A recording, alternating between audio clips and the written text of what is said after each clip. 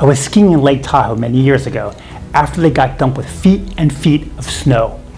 I was first up the mountain in the morning, and as I got off the lift, I started skiing down. I ran into a mound of snow that I've never seen in my life. Now, I've skied in fresh powder, but this snow was up to my waist. It was unbelievable. I pointed my skis down and felt pure exhilaration. I leaned back. Gravity pulled me down and the snow held me up. It was pure pleasure. I've never experienced anything like this before in my life. At that moment, I realized why people risk their lives in avalanches to go helicopter skiing. In an instant, I lost my ski. Not a big deal. I've lost my ski many times on the slopes before. But the difference this time was I couldn't see it. It was buried under feet of snow. So I had to take my other ski off and take my poles and bang into the snow until I could find it. 10 minutes, 20 minutes, 30 minutes, 45 minutes later, I found my ski. I'm at 10,000 feet and the snow up to my waist. I was exhausted.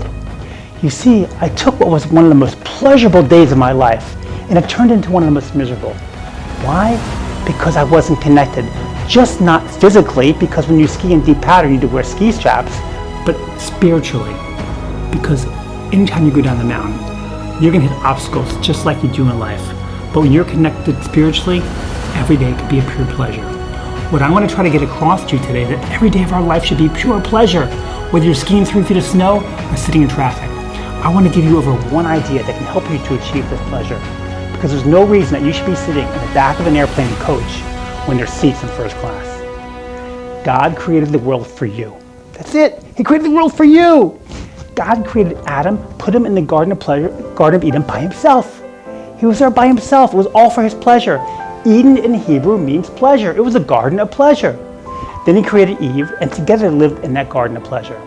God said, I'm going to give you free will. Enjoy everything I made for you, except for that one tree. As we know, Adam and Eve made the wrong choice, and the world changed forever. We're faced with that same choice every day of our life. How do we get connected spiritually? But maybe we don't know how to or are afraid to. I have an easy and simple way to help you get connected spiritually and live a life full of pleasure. I know personally how to do this because it's really changed my life. When someone says to you, how's it going? How's your family or how's your job? Say, thank God. I know it might be hard for you to say that if you've never said it before, but it will really change your life. People that have never heard you say that might look at you kind of funny, but deep down, everyone wants to be connected. Recognizing where everything comes from, whether it's good or bad, ultimately will connect you in a way that will help you to understand that everything is for your good, for you to learn and to grow, and ultimately for your pleasure. Skiing in 3 feet of snow will always be one of my greatest pleasures. But connecting to God and saying thank you will always be my ultimate pleasure. Start by saying thank God. Live a life of pleasure and get fired up.